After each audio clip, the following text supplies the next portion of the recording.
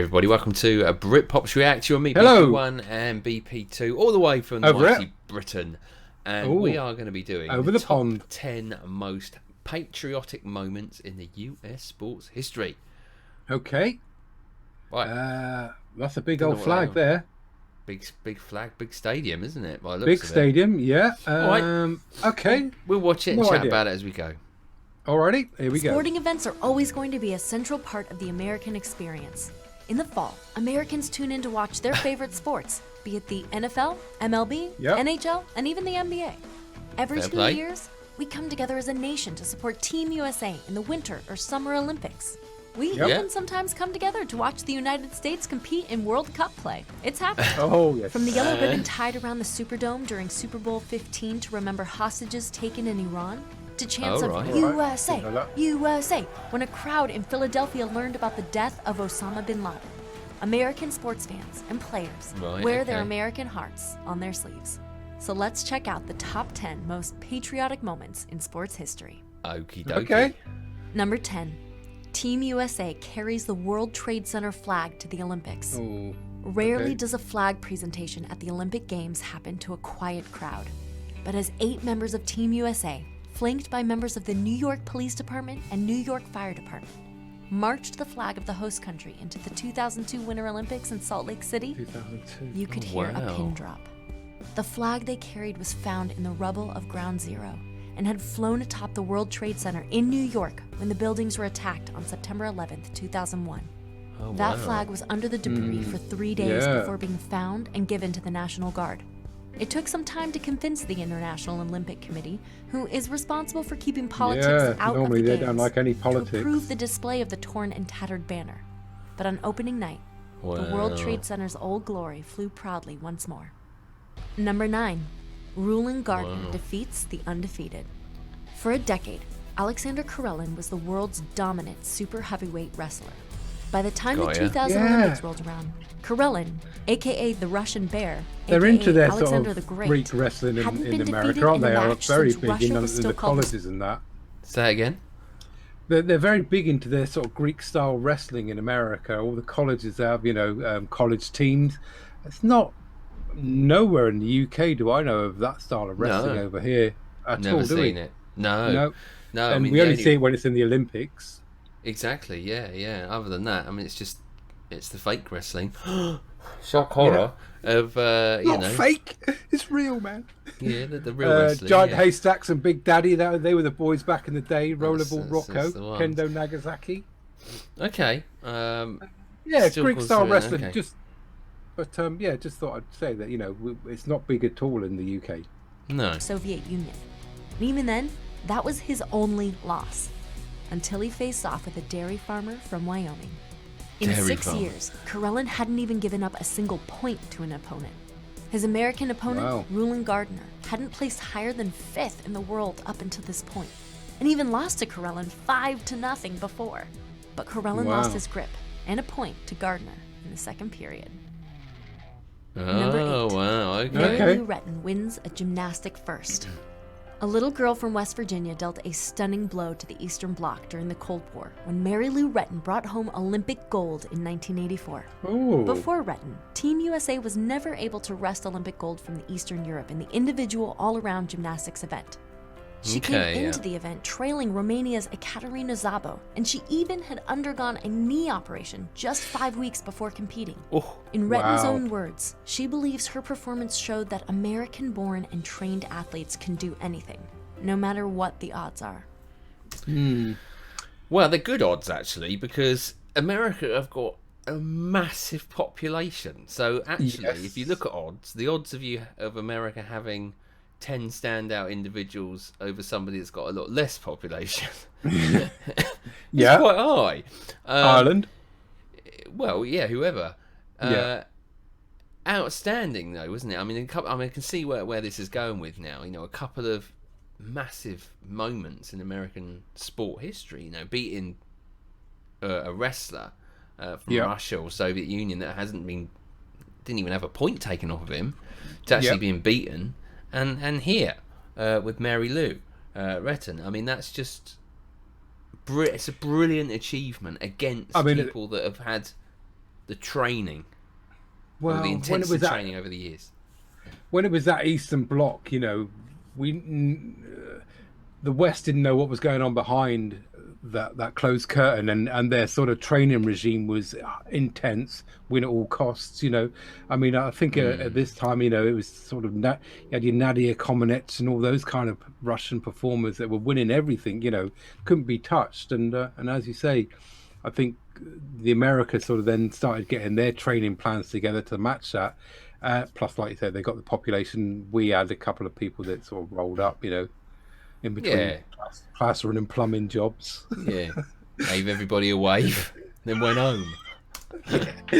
1999 Women's World Cup Final. The 1999 Women's World Cup came down to a shootout tiebreaker against the Chinese. With the score tied 0-0 in extra time, the U.S. team would end up winning based on penalties. I mean, It wasn't so much the game. That would never be allowed now. I'll say it now. Right. We can rewind it if you want. But Yes, when she goes to that. take the penalty, let's Bring it back. I'll stop it. Tiebreaker against the Chinese. With the score tied 0-0 defending is appalling in there. extra time, the U.S. team would. Right. Yeah, the way.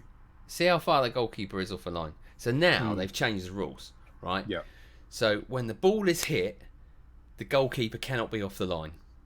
Yeah, because That's back a good in, yeah, this is why, in the 90s, early 2000s, goalkeepers used to rush off their line before they even kicked it. Which, if you're taking the penalty, It's closing. Yeah. visual is so less, and it's the goalkeeper's advantage. So here you can see, not even taking the penalty yet, already completely rushing off the line. 2 or 3 yards. And would end up winning based on nearly penalties. saves that ball. It wasn't on so the much 6-yard the line. gameplay that mattered. Yeah. It was the draw. With 90,000 spectators, it was the largest turnout for a women's sporting event ever. The That's lasting good. image of the U.S. win would be Brandi Chastain's post-penalty kick celebration of the victory. She didn't where run off fell the to line. her knees No, and stayed took on off the her line. jersey, revealing the sports bra seen around the world. That image right. became one of Sports Illustrated's most iconic covers ever. Number 6, Joe Never Louis seen it. knocks out a Nazi. In All right. 1938, Okay. Hitler was still touting the 1938, Germans as a yeah. master race, while German athletes competed the world over for top honors. On June 22nd, Max Schmeling met American champion, the Brown bomber Joe Louis. The first time the two met in 1936, Schmeling took advantage of a moment when Louis dropped his left hand after a jab, allowing Schmeling to give Louis his first loss in the 12th round of that fight. Yeah, he did That drop his hand would there. not happen again. He looked With like the he world was listening done via anyway. radio and more Yeah. than 70,000 watching in Yankee Stadium, Louis unloaded on Schmeling, knocking him down 3 times in just 2 minutes. Schmeling was only able to throw 2 punches in the whole I was going to say, one-round match. he's completely Number 5, finished. the Yeah. champ lights the Olympic torch. Muhammad, Oh, Lighting yeah, the Muhammad Olympic Ali. flame at the end of the Ali, torch yeah. relay is an honor reserved for a Yeah. legendary Olympic athlete from the host country. Does it get more legendary than the greatest Muhammad Ali? Except in 1996, the identity of the one who would light the flame was a close-kept secret. Even swimmer Janet Evans, who was handing the torch off, didn't know to whom she was handing it.